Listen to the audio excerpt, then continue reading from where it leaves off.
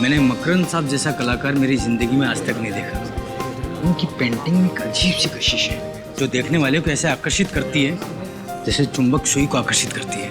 लेकिन मुझे उनकी पेंटिंग से ज़्यादा अच्छी उनकी ये एब्स्ट्रैक्ट मूर्ति लगी। कहने को तो ये सिर्फ कांच की है, लेकिन देखने में ऐसा लगता है जैसे इसमें सचमुच जान हो। वाकई मैं तो आज घर से सोच के निकला हूँ कि आज मैं मकरंद साहब का ऑटोग्राफ लिए बिना यहाँ से हिलूंगा भी नहीं। लेकिन मकरंद साहब हैं कहाँ? आसपास कहीं दिख नहीं रहे। चलिए उनसे पूछते हैं, शायद यही कुछ बता पाए। Excuse me. यस। मकरंद साहब नहीं आए। आप तो जानते हैं कि आर्टिस्ट कितने मूडी होते हैं, बस आते ही होंगे। क्या आप उन्हें कॉल कर सकते हैं? क्यों नहीं।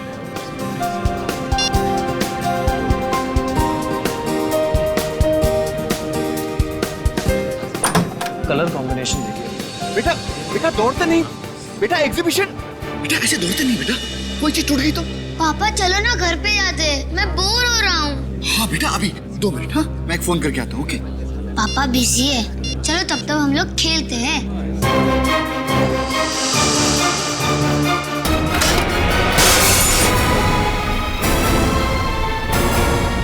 अरे बाप रे, देखा तुम्हारी वजह से टूट गया ना। सॉरी पापा। आंखों का था ये। अरे मकरंद साहब को पता चलेगा तो बहुत गुस्सा हो जाएंगे। ये क्या है?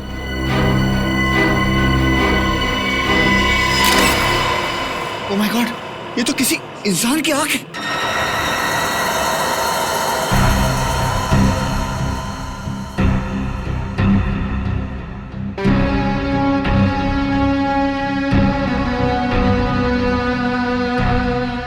तो ये बच्चे इस कांच की मूर्ति के आसपास खेल रहे थे, आपने इन्हें खेलने से मना कर दिया और गलती से आपके हाथ से ये कांच की मूर्ति टूट गई और अंदर से कनिस्टर निकला जिसमें ये आंख है, किसी इंसान की आंख। जी सर।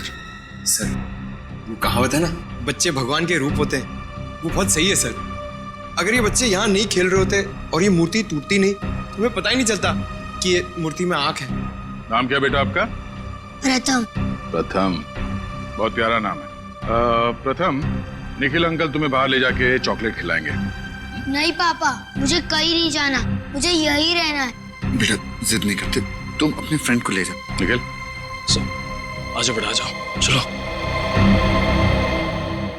ये मूर्ति को बनाने वाले मिस्टर मकरंद वो कहीं नजर नहीं आ रहे। सुबह सर आए थे, फिर किसी काम से निकल गए, तब से वापस नहीं आए। मूर्ति के टूटने की खबर दी उन्हें?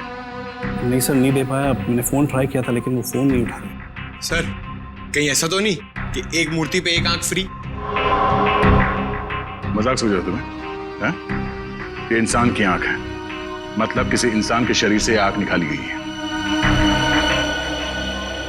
रजन, इस कनिस्टर को डॉक्टर सालुंखे के पास भेज दो और मकरंद के घर का पता देना हमें। जी सर। हाँ सालुंखे, आंख के बारे में क्या पता चला? टेट्रागोडाल। टेट्रागोडाल? हाँ बस, ये सॉल्यूशन जिसमें इस आंख को डुबो करके रखा गया है इसे टेट्रागोडाल कहते हैं। और ये सॉल्यूशन इस आंख को सालों साल तक प्रिजर्व करके रख सकता है। मतलब मकरंद ने ये आंख टेट्रागोडाल सॉल्यूशन में इसलिए रखी ताकि वो डिकम्पोज ना हो, सड़े ना, है ना?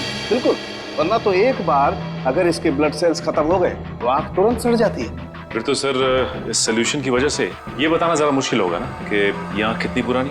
सचिन, अगर आंख ज्यादा पुरानी होती तो बताना मुश्किल था, लेकिन बॉस इस आंख के कुछ ब्लड सेल्स अभी भी एक्टिव हैं। इससे ये पता चलता है कि ये आंख 16 से 18 घंटे पहले निकाली गई है किसी इंसान के शरीर में से। या फिर सालुंखे पता लगा सकता है ना डीएनए टेस्ट से कि ये आंख किसी मर्द की है या औरत की? हाँ, पता लगाया जा सकता है। तो फिर लगा ना पता। लेकिन बॉस उसके लिए मुझे इस आंख को सेंट्रल लैब में लेके जाना पड़ेगा। सर मैंने शहर के सभी आई डोनेशन सेंटर में जाके पता किया है सर, पिछले 6 महीने में कहीं से भी कोई भी आंख चोरी नहीं हुई है सर। पिछले 6 महीनों में कहीं से भी कोई भी आंख चोरी नहीं हुई है? तो क्या मकरंद ने किसी की जान लेकर उसकी आंख निकाल ली और फिर वो मूर्ति में लगा दी? मगर सर मकरंद ने तो ये मूर्ति 3 महीने पहले बनाई थी, जबकि ये आंख 16 घंटे पुरानी। तो 16 घंटे पुरानी आंख 3 महीने पुरानी मूर्ति में कैसे फिट हो सकती? सचिन, जरूर बहुत पहले से ही प्लानिंग करके रखी थी इस मकरंद ने, बहुत बड़ी प्लानिंग। पहले से ही उसने उस मूर्ति के अंदर जगह बना के रखी थी जहां पर ये कैनिस्टर फिट हो जाए। आद्या, मकरंद का फोन ट्रेस नहीं हो रहा, तो फिर उसके फोन रिकॉर्ड चेक किए? लंदन से कॉल आए थे। अच्छा, तो ठीक है, कोशिश जारी रखना। कुछ पता चले तो तुरंत बता देना मुझे। ओके? क्या हो मकरंद को अक्सर लंदन से फोन आया करते थे, और खास करके 3 अलग-अलग नंबर से। लंदन से? लेकिन सर, उसे लंदन से कौन फोन कर सकता है? वही तो है, कौन ये 3 अलग-अलग नंबर से फोन करने वाले? मकरंद को लंदन से पता लगाना पड़ेगा। सर आप बिल्कुल फिक्र मत कीजिए, मैं अपनी जुबान का बहुत पक्का हूँ। आपका पार्सल समय से पहले पहुंच जाएगा। अब मकरंद बाहर गया हुआ है, पता नहीं कब तक आएगा। हाँ ठीक है, जैसे ही आएगा मैं उसको कह दूंगा कि आपसे बात कर ले। ओके जी, बाय।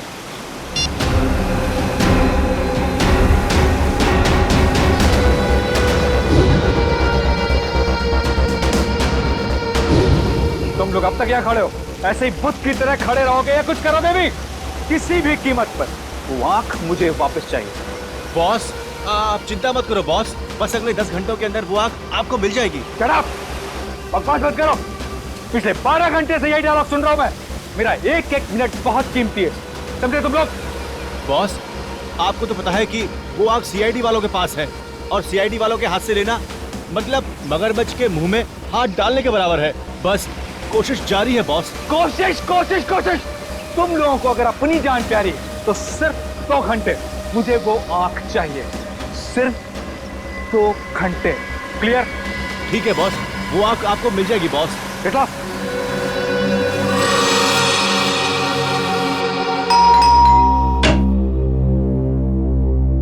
कौन आया होगा?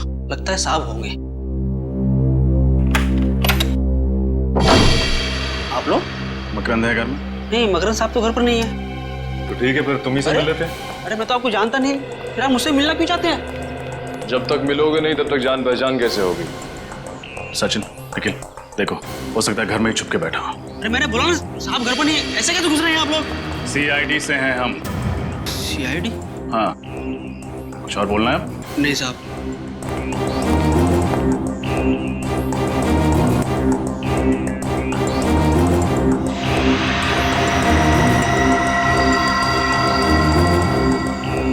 मकरंद तो घर में है ही नहीं।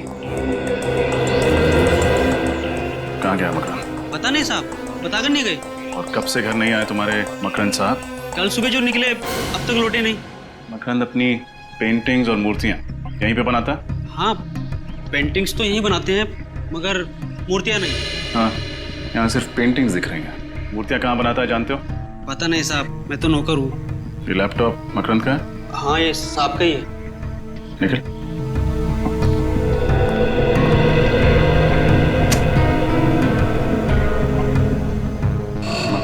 पर्सनल, इस फोल्डर में कुछ होना चाहिए। ये देखो, पिछले 5 साल में मकरंद की पेंटिंग्स और मूर्तियां कितने में बिकी हैं, इसका पूरा ब्यौरा है इसमें। कोई भी पेंटिंग 15 से 20 हजार रुपए से ज्यादा में नहीं बिकी, जबकि हर मूर्ति कम से कम 40 से 50 लाख रुपए में बिकती है। तो फिर ये मकरंद सिर्फ मूर्तियां क्यों नहीं बनाता? हो सकता है सिर्फ अपनी संतुष्टि, अपने क्रिएटिव सेटिस्फैक्शन के लिए पेंटिंग्स बनाता हो। एक सेकंड, इसमें यह भी लिखा है कि ज्यादातर मूर्तियां लंदन में बिकती हैं, इसीलिए उसे लंदन से अक्सर फोन आया करते हैं। सचिन, कुछ तो है जिसका लेन देन लंदन से है। कल एग्जैक्टली कितने बजे तुम्हारे साहब यहाँ से गए थे? कल सुबह 8 बजे साहब निकले थे घर से एग्जीबिशन में जाने के लिए, ताकि पेंटिंग और मूर्ति सजा सके। फिर 10:30 बजे आए, और ताकि थोड़ा सो जाएं, ताकि शाम को एग्जीबिशन में वापस जा सके। तो आपके साहब घर पे सोए कितनी देर? सोए नहीं साहब, जैसे ही आए थे उसके 5 मिनट बाद वापस चले गए, और फिर अब तक नहीं आए। सिर्फ 5 मिनट में वापस चले गए? कैसे गए, अपनी गाड़ी से? नहीं, किसी टैक्सी में गए थे।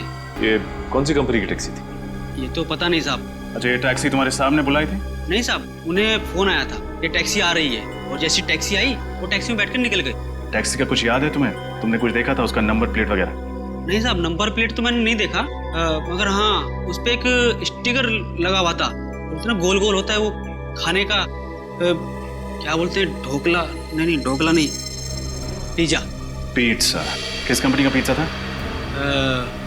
क्या नाम था, ढेपला, डेल्पा पिज्जा। डेल्पा, हाँ साहब, उसी कंपनी का। और कुछ देखा था तुमने? हाँ साहब, गाड़ी के पीछे वाले शीशे पे एक और स्टिकर लगा हुआ था उड़ते हुए आदमी का। डेल्पा पिज्जा का ऐड और पीछे वाली कांच पर उड़ते हुए आदमी का स्टिकर।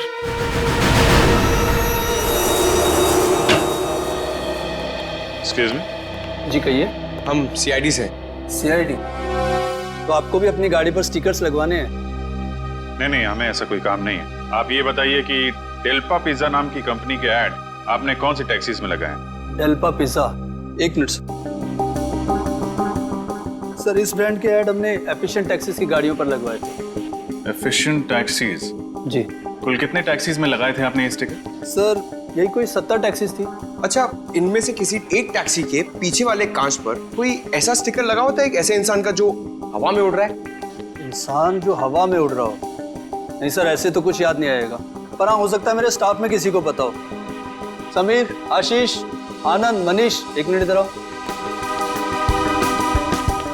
हमने एफिशिएंट टैक्सीज के ऊपर जो डेल्पा पिज्जा के ऐड लगवाए थे, क्या उनमें से कोई टैक्सी ऐसी है जिसके पिछले वाले कांच के ऊपर कोई ऐसा स्टिकर है जिसमें कोई इंसान हवा में उड़ रहा हो? हाँ सर, ऐसा स्टिकर तो भोला की टैक्सी पे। भोला सर? भोला? ये भोला कहाँ मिलेगा? यहीं सर, आज वो सारी टैक्सियां फिर से आ रही हैं नए ऐड लगवाने के लिए, तो भोला भी जरूर आएगा। वेरी गुड, चलो भोला का इंतजार कर लेते हैं। साहब, नए ऐड के स्टिकर तैयार है? हाँ तैयार हैं, आप अपनी टैक्सी के पास जाइए, मिल जाएंगे। जी साहब।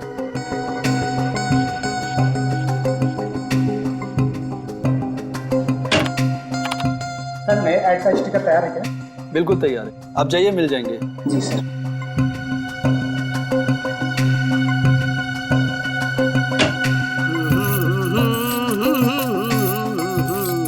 चलो साहब, जल्दी से नया ऐड लगा दो, पुराना ऐड देख देख के लोग पक गए, और मैं भी। चलिए हम आपको कुछ नया दिखा देते हैं। आप लोग कौन है? आपकी टैक्सी के पीछे एक स्टिकर लगा हुआ है उड़ते हुए आदमी का, है ना? अरे भाई, मैं उड़ते हुए आदमी का लगाऊं या गिरते हुए आदमी का लगाऊं, इसे आप लोगों को क्या लेना देना है? लेना देना तो है, हम लोग सीआईडी से हैं। सीआईडी? जी। आप इस आदमी को पहचानते हैं? ये इसको तो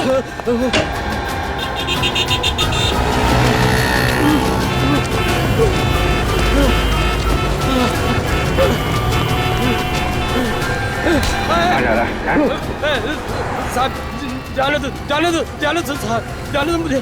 सीआईडी जब मुजरिमों को पकड़ती है ना, तो जाने नहीं देती है। साहब, मुझको माफ कर दो, मैंने ज्यादा पैसे कमाने के लालच में ये सब किया है। मकरन कहाँ है?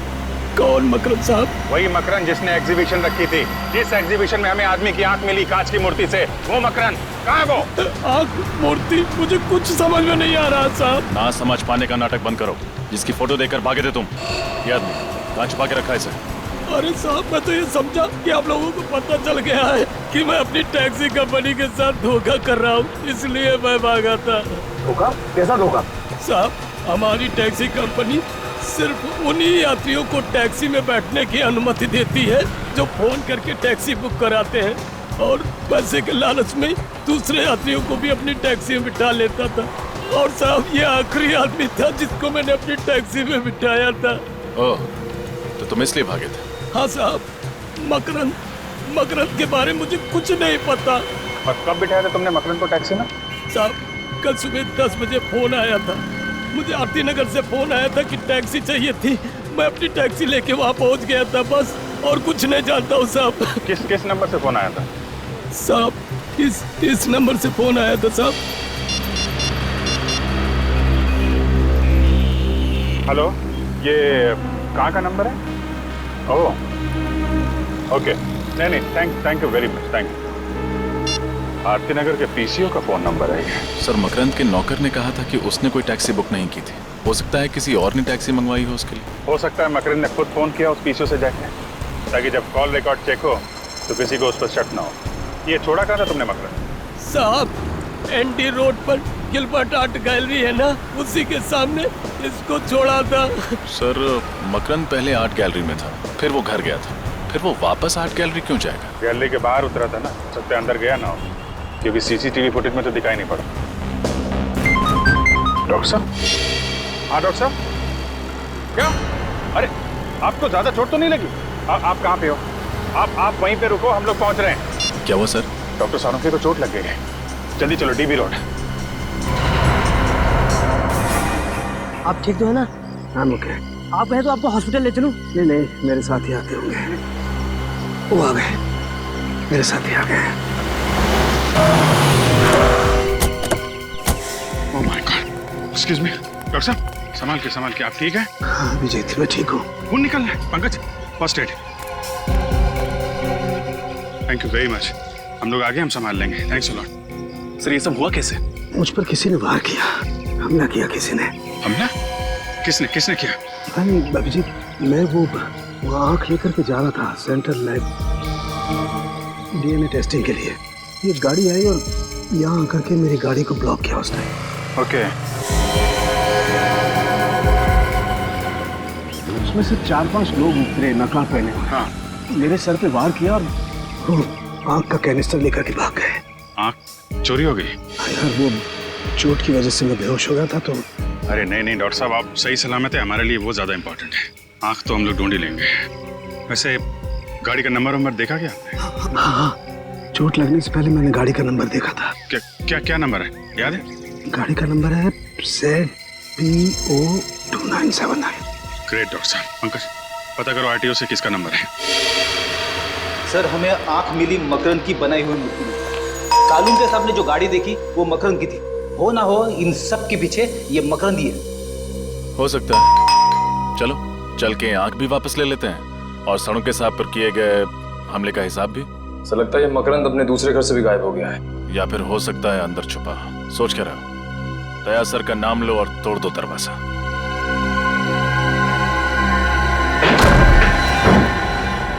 अरे बाप रे, बड़ी भयंकर बदबू है।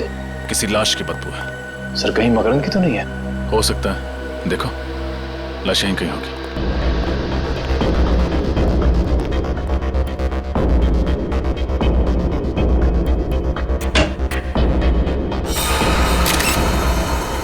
सर ये तो मकरंद है। अरे इसकी तो एक आंख गायब है सर, मतलब वो आंख इसकी थी। सर हम लोग तो सोच रहे थे कि इन सब के पीछे ये मकरंद है, मगर किसी ने इस बेचारे को मारकर इसकी आंख निकालकर इसी की बनाई हुई मूर्ति के अंदर रख दी। और इसी की गाड़ी इस्तेमाल की डॉक्टर साड़ुंके पर हमला करने के लिए। खून सिर्फ यहीं पे बहा। इसका मतलब गोली लगने के बाद मकरंद इधर उधर नहीं गया होगा, उसने यहीं पे दम तोड़ दिया होगा। कहीं ऐसा तो नहीं कि इसने आत्महत्या की हो अपनी गन से? नहीं फ्रेडी, खुद को ऐसे सामने से गोली मारना थोड़ा मुश्किल है, और कोई अपनी ही आंख कैसे निकाल सकता है? हाँ ये बात तो है। गोली सामने से लगी है और लाश की पोजीशन को देख के लगता है कि खूनी यहाँ कहीं खड़ा होगा। सर इस गन में से गोली चली है, शायद मकरंद ने उस खूनी पर चलाई होगी अपनी आत्मरक्षा के लिए। और अगर ऐसा हुआ है निखिल, तो इसका निशाना जरूर चूक किया होगा, क्योंकि कहीं और तो खून है नहीं। गोली ढूंढो, नहीं होगी।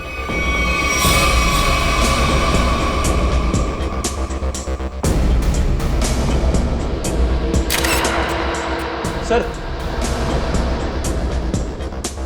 ये देखिए सर, गोली मिल गई।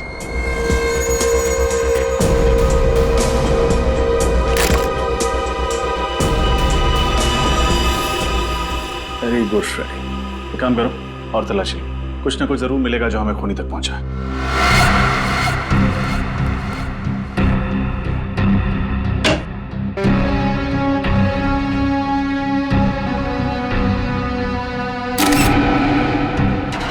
ये क्या है?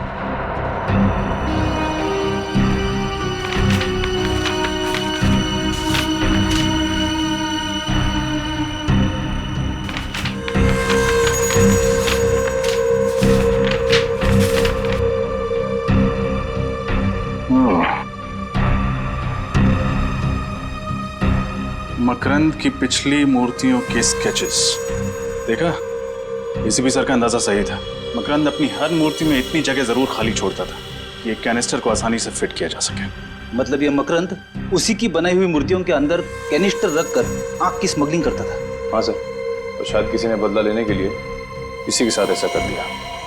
मुझे नहीं लगता। आंखों की कालाबाजारी से सिर्फ 2-3 लाख रुपए कमाए जा सकते हैं। मकरंद की हर मूर्ति कम से कम 40 से 50 लाख रुपए में बिकती है, तो फिर सिर्फ 2-3 लाख रुपए के लिए कोई इतना खतरा क्यों लेगा? जरूर मकरंद की मूर्तियों में आंखें नहीं, कोई और चीज स्मगल की जाती है। कैसी चीज? वो तो नहीं पता फ्रेडी, लेकिन ये स्मगलिंग इंग्लैंड में होती है, तभी तो उसे लंदन से इतने फोन आते थे। तब तो सर इस मकरंद का कोई पार्टनर होगा, दोनों मनमन हुई, उसने इसी पर पहुंचा दिया। वही होगा निखिल जो मकरंद की मूर्तियों को विदेश भेजता था। पता करो कौन है।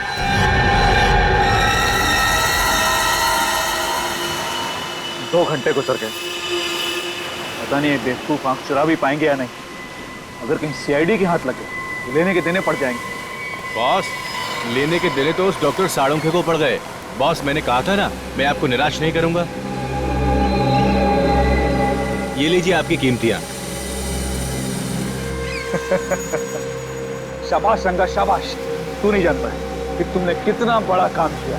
इसके लिए मैं तुम लोगों को इतने रुपए दूंगा कि गिनते गिनते बुढ़े हो जाओगे। बॉस, आप तारीफ कर रहे हैं या ताना मार रहे हैं? तारीफ कर रहा हूँ, तारीफ। तुम लोग यहीं रुको, मैं भी आता हूँ। ठीक है बॉस।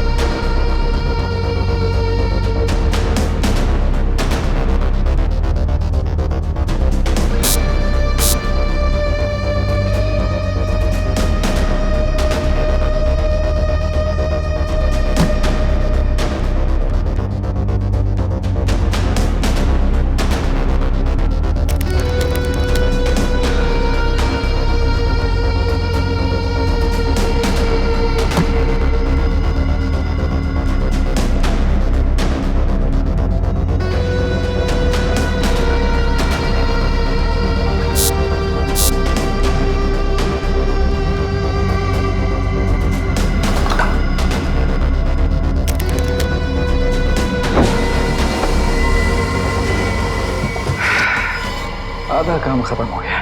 अब दुनिया की कोई भी ताकत मुझे सबसे अमीर बनने से नहीं रोक सकती। मैं दुनिया का सबसे अमीर आदमी बनूंगा।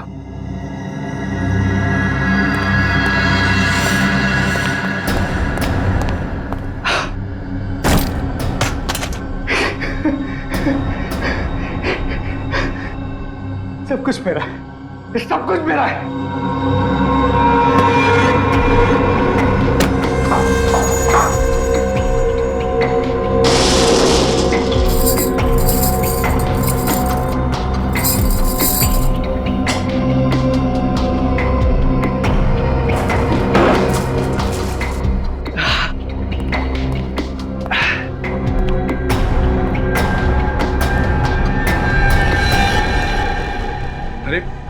तुम लोग यहाँ क्या कर रहे हो? चलो निकलने की तैयारी करो। बॉस, हमारा हिस्सा? हिस्सा भी मिल जाएगा, जल्दी क्या है? मैं कोई भागा थोड़ी जा रहा हूँ। बॉस, माफ करना, पैसों के सामने कोई किसी का नहीं होता। मुझसे गद्दारी, अभी देता हूँ हिस्सा।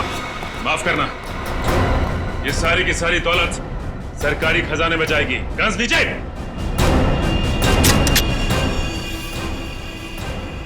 बहुत हो गया भागना तोड़ना। सर, मैं और मकरंद पार्टनर्स थे। मकरंद पेंटिंग से मूर्तियां बनाता था, मूर्तियों में हीरा छुपा देता था सर। फिर मैं उन हीरो को देश के बाहर लंदन ले जाता, उनकी तस्करी करता था सर।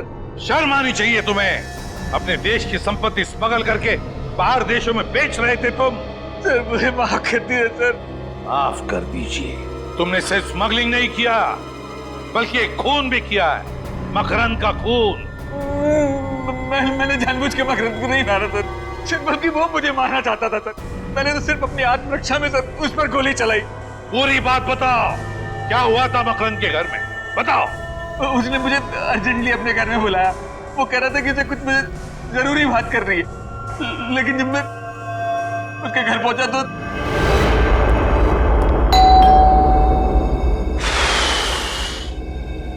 अरे दरवाजा तो खुला हुआ है। मकरंद, मकरंद, मकरंद कहाँ हो यार?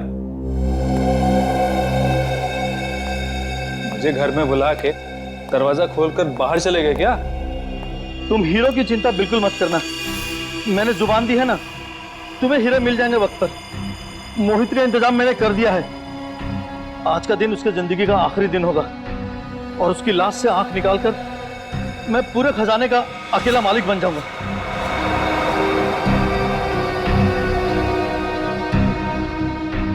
मेरी नहीं, तेरी जिंदगी का आखिरी दिन होगा मकरंद।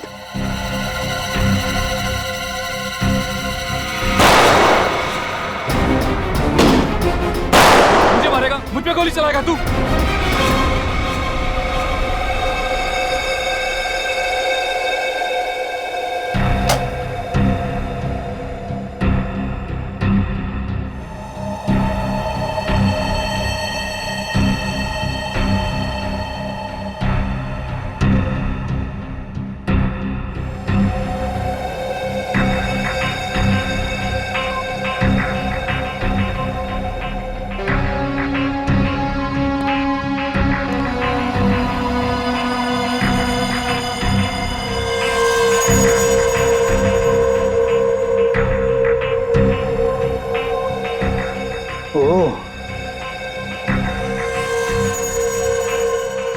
बुरे काम का बुरा नतीजा।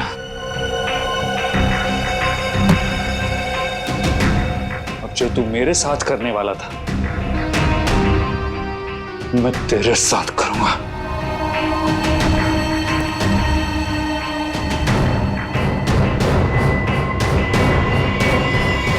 और जब मकरंद की मौत हो गई तो तुमने सोचा क्यों ना उसी का प्लान उसी पे आजमा लिया जाए। क्यों? आज मैंने मकरंद की आग निकाल ली, क्योंकि उस लॉकर रूम का दरवाजा हम दोनों की आग से खुलता था सर। लॉकर रूम का दरवाजा आंख से खुलता था? मतलब आइरिस रिकॉग्निशन टेक्नोलॉजी। आज वही आइरिस रिकॉग्निशन टेक्नोलॉजी उस लॉकर रूम के दरवाजे के स्कैनर के सामने जब तक हम दोनों की आंखें स्कैन नहीं हो जाती थी, वो दरवाजा नहीं खुलता था। तो इन मकरंद की आंख तुमने मूर्ति में क्यों छुपाई? क्योंकि सर मैं देश से बाहर जाने का इंतजाम कर रहा था। तब तक उस आग को किसी सुरक्षित स्थान पर रखना जरूरी था सर। उस आग को छुपाने के लिए मूर्ति से अच्छी जगह कोई हो ही नहीं सकती थी सर, लेकिन मेरी किस्मत खराब सर। वो मूर्ति टूट गई और मूर्ति के साथ साथ मेरा माना भी फूट गया सर। तुमने स्मगलिंग करके देश के साथ गद्दारी की और एक खून भी किया। अब जेल की सलाखों के पीछे सड़ते बैठना, फांसी का ऑर्डर आने तक। क्यों भाई? सर केस खत्म हो गया है और काम भी नहीं है। अगर आप कहें तो फिल्म देखने चल सकते हैं। अरे भाई मुझसे क्यों पूछते हो? एसीपी साहब से पूछो। सर एसीपी साहब फिल्म देखते हैं? अरे बिल्कुल देखते हैं भाई। हमारी और तुम्हारी तरह एसीपी साहब भी फिल्में देखते हैं। क्या बातें हो रही है? सर वो निखिल कह रहा था कि एसीपी साहब फिल्म देखते हैं क्या? अरे अच्छा, क्यों जानना चाहते हो तुम? नहीं सर, मैं तो सर कह रहा था कि हम सब साथ चल के फिल्म देख सकते हैं सर। सर केस खत्म हो गया सर, काम भी नहीं, मतलब काम है सर, केस नहीं है सर। अगर आप कहें तो हम सब साथ चल के फिल्म। केस खत्म हो गया, काम नहीं है? हाँ? किसने कहा तुम्हें कि केस खत्म हो गया? किसने कहा? किसने कहा केस खत्म हो गया? मोहित ने सब कुछ मान लिया तो तुम्हें लगा मुझे मिल गया तो केस खत्म हो गया। केस अभी भी बाकी है, समझे? अभी भी रिपोर्ट आना बाकी है। अभी सारुंखे आएगा रिपोर्ट लेकर, तब समझेगा। बॉस, ये मकरंद की पोस्टमार्टम रिपोर्ट जरा देखो। सारुंखे? यार इस पे तो लिखा है कि मकरंद मरने से पहले बेहोश था।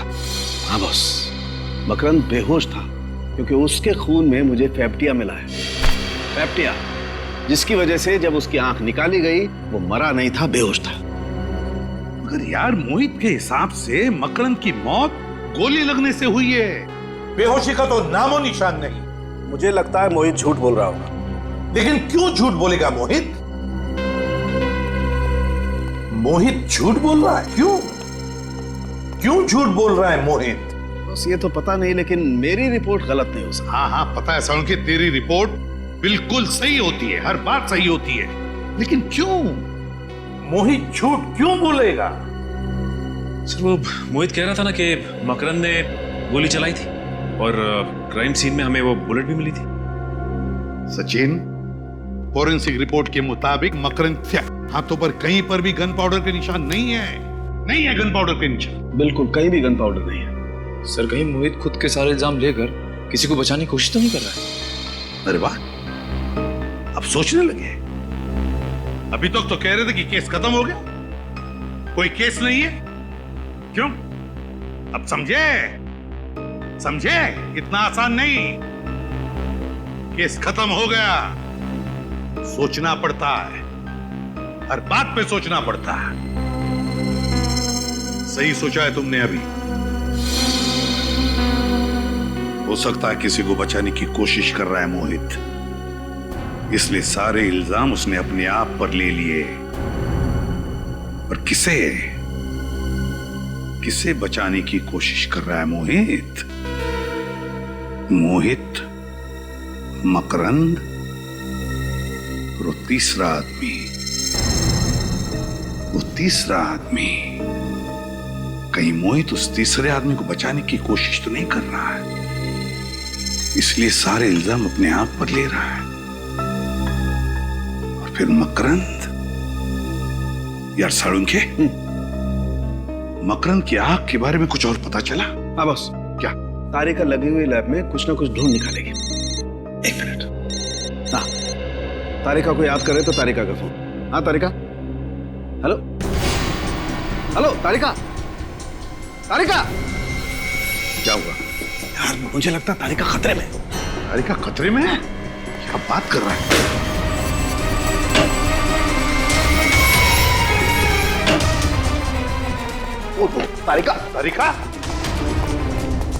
तारिका, पानी लाओ, जल्दी पानी लाओ।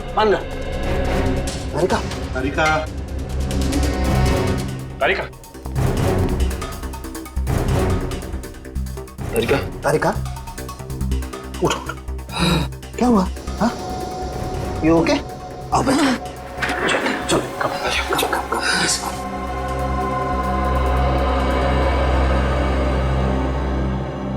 थोड़ा पानी पी लो।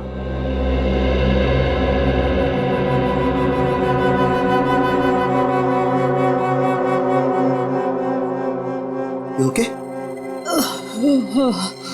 क्या हुआ? कैसे हुआ ये सब? सर,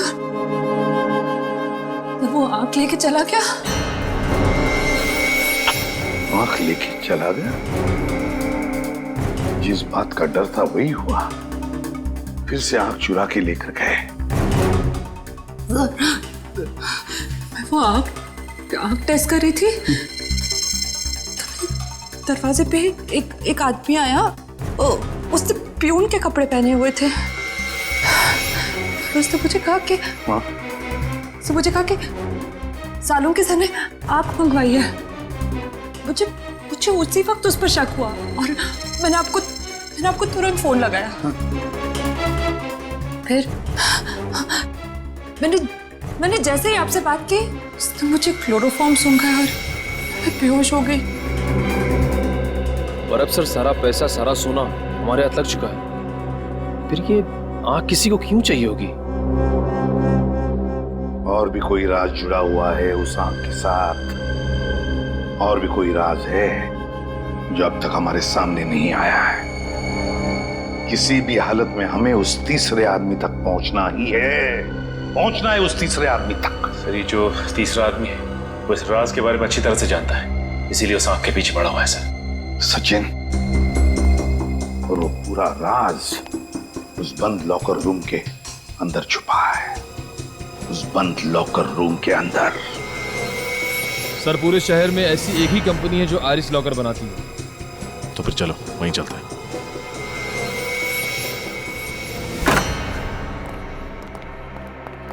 सीपीयू को जला दिया। ये जो कोई भी है हमसे एक कदम आगे। अरे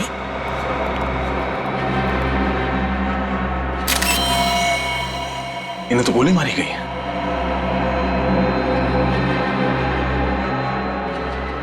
He's dead. सर वहां से आवाज आ रही है।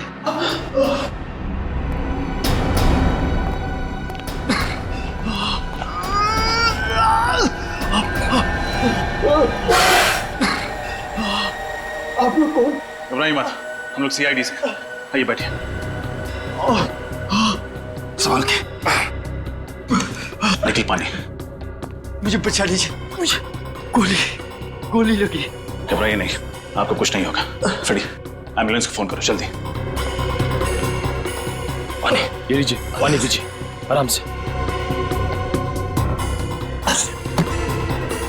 ये सब किसने किया? पता नहीं, कुछ लोग एकदम से ऑफिस में घुसे और उन लोगों ने अफरा तफरी मचा दी, कंप्यूटर भी जला दिया और बॉस को गोली मार दी। तो वो आपके बॉस थे?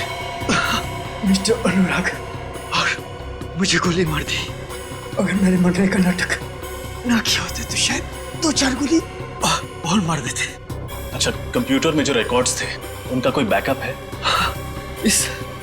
इस रूम के ठीक सामने कॉन्फ्रेंस रूम में टेबल के नीचे की तरफ हार्ड डिस्क छुपा के रखे हुए। भगवान करे वो सुरक्षित हो। एम्बुलेंस आ गई। निखिल इन्हें हॉस्पिटल पहुंचा। संभाल के।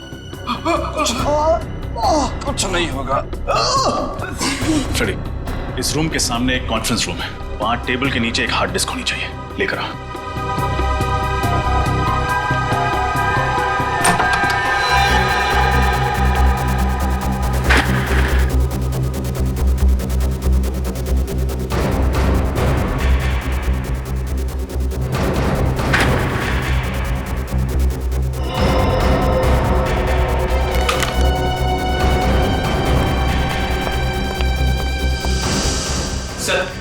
हार्ड डिस्क मिल गई। वेरी गुड, शुक्र है उनके हाथ ये नहीं लगा। अब जल्दी से गाड़ी से अपना लैपटॉप लेकर आओ।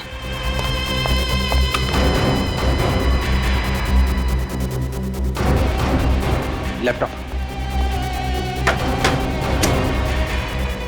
ये लो, इस हार्ड डिस्क को लैपटॉप से कनेक्ट करो। सारे फाइल्स सर्च करो, देखो मकरंद कुमार के रिकॉर्ड्स कहाँ हैं।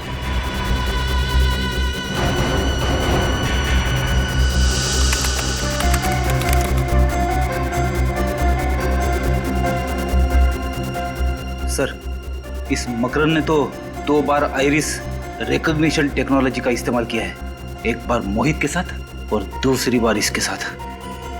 तो ये है हमारा तीसरा आदमी। अरे दया अंकल आप। अरे प्रथम बेटा कैसे हो आप? मैं ठीक हूँ। अच्छा दया अंकल मैं खेलने जाता हूँ। ओके बेटा। अरे बेटा आप कितनी बार कहा मेरे पूछे बगैर दरवाजा नहीं खोलने का।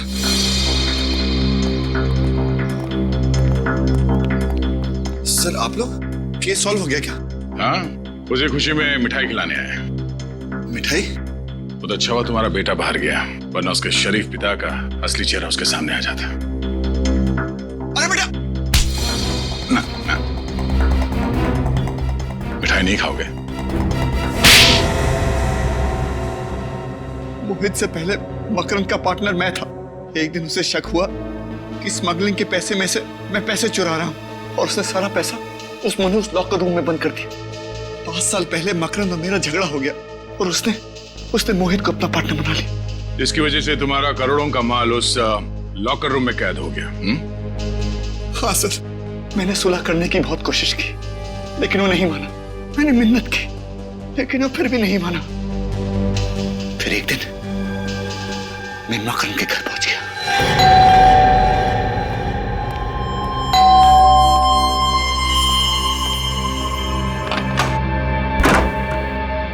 सौरभ तुम? आज मैं सौरभ नहीं तेरी मौत बन के आया हूं। ये सब क्या है सौरभ? ये ले पढ़ इसको। ठीक है, तो प्लीज प्लीज गोली मत चलाना। एक शर्त पर, इसे जोर जोर की पढ़ और सुन, जब तक मैं रुकने के लिए नहीं बोलूं पढ़ते रहना, समझे? ओके। तुम हीरो की चिंता बिल्कुल मत करना, मैंने जुबान दी है ना, तुम्हें हीरो मिल जाएंगे वक्त पर। मोहित का इंतजाम मैंने कर दिया है। आज का दिन उसके जिंदगी का आखिरी दिन होगा और उसकी लाश से आंख निकालकर मैं पूरे खजाने का अकेला मालिक बन जाऊंगा। ये सब क्या है? ये है मेरा फैसला। कौन सा फैसला? या तो तू मर जा या फिर तू मोहित को मारकर उसके पैसे को बराबर से बांट ले, समझा? ओके ठीक है। चल मोहित को फोन लगा, और कोई होशियारी नहीं, समझे? हाँ हेलो, हाँ मोहित, हाँ क्या तुम इस वक्त मेरे घर आ सकते हो? कुछ जरूरी बातें करनी है। नहीं मैं फोन पे नहीं बता सकता, प्लीज तुम मेरे घर आ जाओ। ओके गुड, अब तुझे इनाम मिलेगा। इनाम?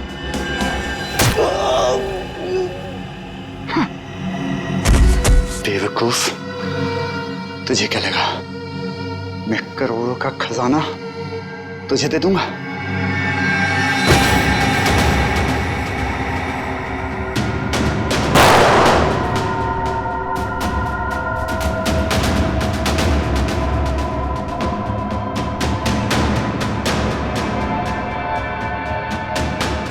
फिर मैंने मोहित के आने का इंतजार किया।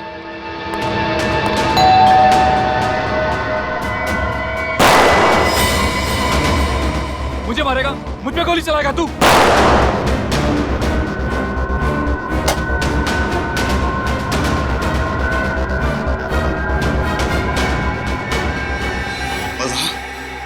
वहां मोहित ने मकरंद की आंख निकाल ली। फिर मैंने मोहित का पीछा किया। उसने वो आंख उसी मूर्ति में छुपा दी जिसमें मकरंद अपने हीरे छुपाया करता था। फिर एग्जीबिशन में अपने बेटे को रोकने के बहाने उस मूर्ति को धक्का दे दिया